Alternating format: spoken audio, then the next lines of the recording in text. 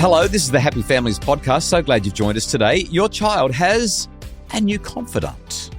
It's endlessly patient, never judges, and it's available at 3 a.m. Millions of people are now turning to AI chatbots for emotional support, and brand new research has tracked what happens to their loneliness over a full year. The results should give every parent pause. That's today on the Happy Families podcast, Doctor's Desk. Stay with us. Welcome to the Happy Families podcast, real parenting solutions every day, Australia's most downloaded parenting podcast. We are the parents of 6 children, Justin and Kylie Coulson, and every Thursday on the pod, the Doctor's Desk, where we take a fresh piece of research hot off the press and ask the only question that matters on this podcast: what does this mean for my family, for my children? How do I use the latest research to guide my family successfully?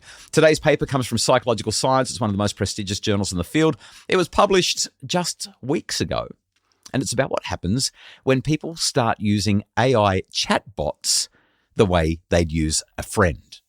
Okay, so before we get into the study, you're going to set the scene for me. People are using AI as a friend, like a replacement for a friend. Not just as a friend, as a confidant, as a trusted fellow traveller. In fact, I think that you use it in that way sometimes yourself. And I know I have as well. I'm struggling with this thing. What do you think I should do?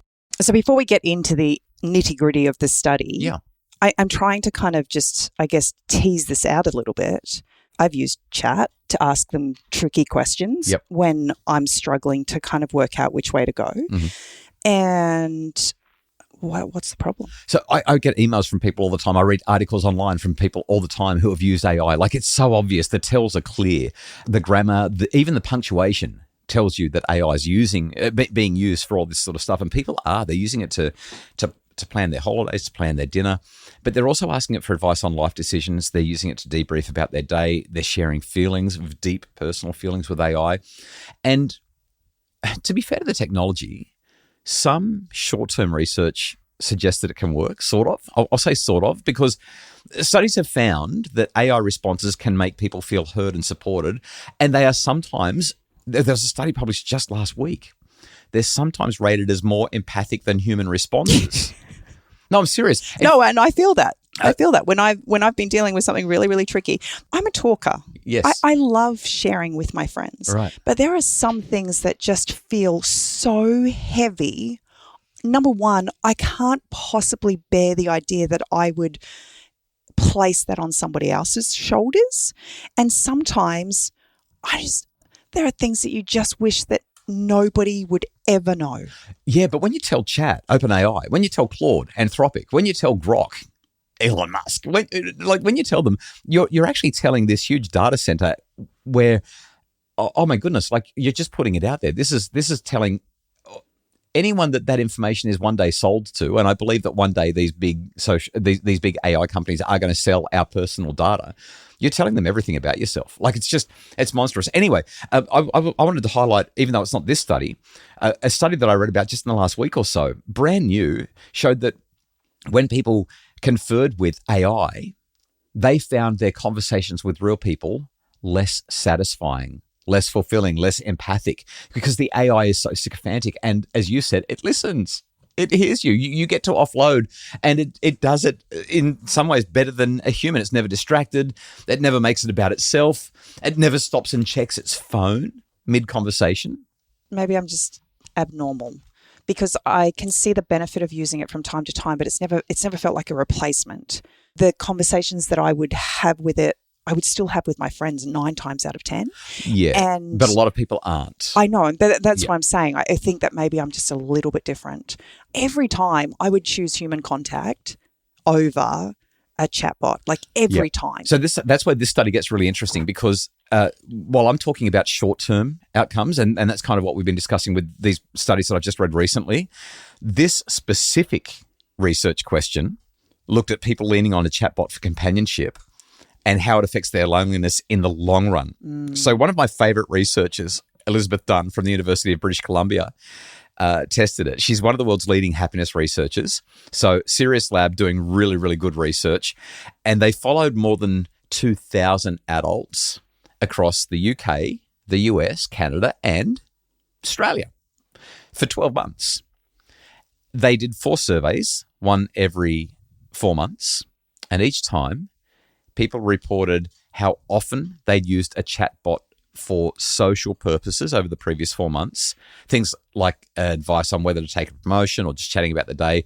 And they also reported major life stresses like maybe a divorce or moving house or how lonely they'd been feeling. So how many people were actually doing this? So just over a quarter had used a chatbot socially at least a few times in the previous 4 months. That's a quarter of ordinary adults, a quarter of the population. And this has gone completely mainstream. I'd say that the numbers are even higher now because it takes a while to get these articles published. So I'm curious, what did 12 months of data actually show? So I'm going to focus on 2 things. And the direction of the findings matters here. Finding 1, people who reported feeling more emotionally isolated in one survey went on to use AI for social purposes more often over the next 4 months. So loneliness came first. Lonely people seek out chatbots, which makes complete sense, and it ties in with what you were saying before. You're not a lonely person. You've got wonderful networks. You've got a great social support network. And as a result, you're less likely to go to AI because you're not lonely. But lonely people, they look around and they say, who can I say this to? Who can I share this with? Who can I lean on? And they go to AI because it's available and it's warm and it never rejects you. So you've acknowledged that AI, for the most part, is very affirming, right? There's no interruptions. It tells you essentially what you want to hear. It's kind of an echo chamber, yeah. Yeah. So for a lonely person, is that not a good thing? So here's the heart of the paper. This is finding 2. People who started using chatbots more for social reasons went on to feel more emotionally isolated 4 months later. Not less lonely, more lonely.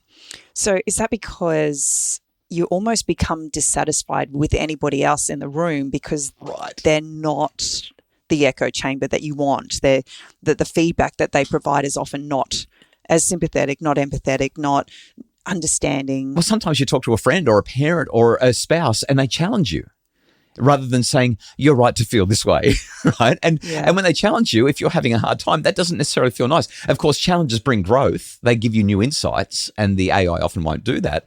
But that's what the researchers have basically described. They've essentially said loneliness might spur people to seek companionship through chatbots, and that use of the AI chatbot over time makes the loneliness worse. Like it becomes this reinforcing vicious cycle. You reach for the thing that feels like connection and it deepens the ache that you're trying to soothe with a false, hollow, fake sense of connection.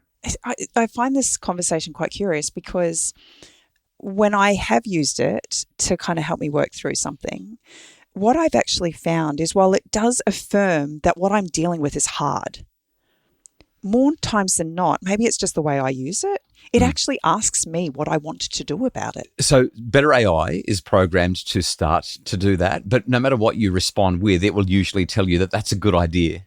I know, but it's got me thinking, like it's not telling me what to do. It's not kind of suggesting that there's only one way out of this or there's only one way to think about this.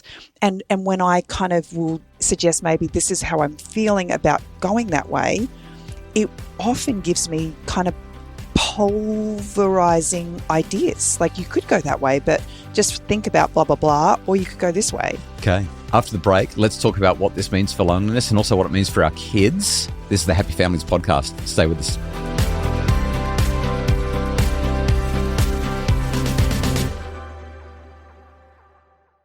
We're back. This is the Happy Families podcast. Kylie, let's talk about loneliness. Well, you promised me you were going to tell me why this is bad. Yeah. So basically, the researchers' main explanation here is that it's about substitution.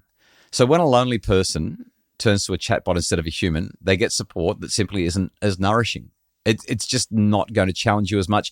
And the sneakier part, the most challenging part, I kind of hinted at it before when I said you don't get pushback from the AI like you get from a real person.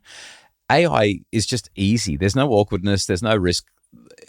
Even when it does disagree with you, it doesn't actually feel like it's disagreeing with you. Because it does it so nicely. That's right. So over time, human interaction starts feeling effortful and slightly unappealing by comparison. Like you get the snack instead of the meal, and then you lose your appetite for the meal because you had the snack. So the study was done with adults. What do we know about chatbots and our kids? Yeah, so this is the part where I want every parent to listen very, very closely. They did not look at children in the Elizabeth Dunn study. This was, as you said, an 18-plus cohort. But Common Sense Media ran a nationally representative survey of teens just last year. 72% had used an AI companion at least once. More than 50% used them regularly. 13% use them daily. I've seen some preliminary research suggesting that those numbers have gone up since then. That was 12 months ago. Even more concerning, a third of teens, we're talking 30+% of teens, have chosen to talk to an AI instead of a real person about something serious or something important. And 31% said their AI conversations were as satisfying or more satisfying than conversations with real friends. Yeah, okay. So this is a little bit scary. If you go back, you said a third. Yeah, a third. A third are taking their big stuff to a bot, right, instead of to an adult, right, or another trusted person. So this is my developmental worry. Adolescence it's where you really figure out relationships. It's where you've moved beyond the basics, but you're learning how to read faces. You're learning how to tolerate disagreement, how to repair ruptures from a fight, how to sit in an awkward silence. And that learning only happens through friction, and AI is friction-free. It's endlessly agreeable. It's beautifully, infinitely patient. It's always on your side. And that's precisely what makes it appealing and precisely what makes it useless as practice for what a real relationship is like. And the younger the teen, the more they trust in it. Like 13 and 14-year-olds were infinitely, significantly more likely to trust AI than older teens. Well, I'm just going to put it out there. If it wasn't for AI, this health journey I've been on might have collapsed in the first 2 weeks. Yeah. I needed the affirming. I needed the, you're doing a great job, pat on the shoulder every other week when I was like, this is not working. Yeah, fair. So I can obviously see there is some significant benefits to being able to have a very responsive, very positively affirming friend. Yeah, I knew you were going to say that. I knew it. But I can also see some really, really scary and big danger traps, especially for our children. Yep. And I think that's where I kind of put that caveat in. I think I am a little bit different to what the average person would be using it for. But maybe I'm not. Maybe I'm completely deluded. No, I think, this study showed that about a quarter of adults, and we know the number's higher than that, but about a quarter of adults were using it for these things. What that shows is that most people are not lonely. Remember the arrow, direction of the arrow. This is the critical thing. It starts with loneliness. Lonely people go looking for chatbots. So if you discover that your teen is pouring their heart out into the AI is the smoke, but the loneliness is the fire. Yeah. Right? Yeah. So punishing the smoke, ripping the AI out of just saying you're never going to use it again, that does nothing for the fire.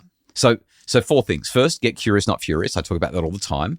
Hey, lots of kids are chatting with AI these days. Do you ever? Show me how it works. So no lecturing, just interest, stepping in, exploring, not exploding, understanding, not reprimanding. So you want to be able to understand what they're using it for. Yeah, exactly. So that's actually the second thing. Massive difference, world of difference between help me with my chemistry assignment and you're the only one who understands me. Yeah. Right? Totally different way of using the AI. Using the tool is fine. Well, maybe the chemistry teacher might have a problem with using the tool like that, but using it for a companion rather than an assistant, especially when it's about serious personal stuff, I think that's the cue for every parent to step in gently, curiously, and just see what's going on there. Third, I'd be watching for displacement. So if they're choosing the chatbot over actual friends, if they're secret about using the chatbot, if they're getting distressed when they can't access it, if they're in real life experiences are shrinking, they're not making plans to get out, to me, they're the central flags. You said there was 4. Oh, sorry, I did, yeah. Remember before I talked about you have the snack and then you don't feel like the meal? Yeah. So if loneliness is driving the cycle, the antidote is real belonging in real life.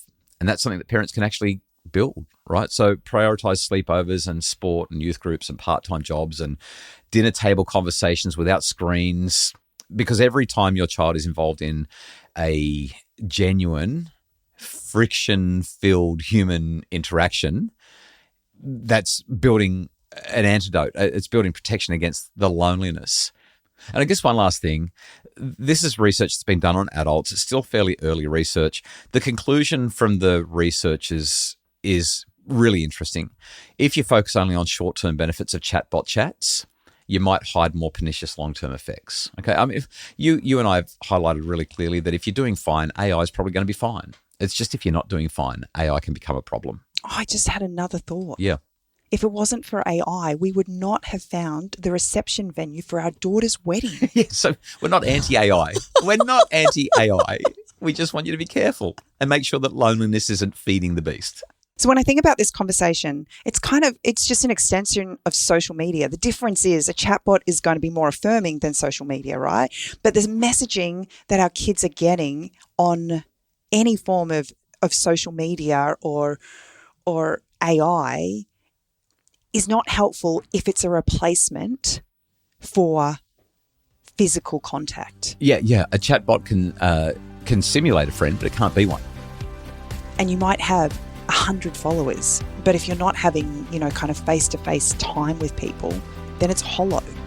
The Doctor's Desk will be back next Thursday, the Happy Families podcast. Audio engineering, Justin Coulson, Bridge Media. Additional admin and support, Mim Hammonds provides that. If you'd like more info about making your family happier, visit us at happyfamilies.com.au.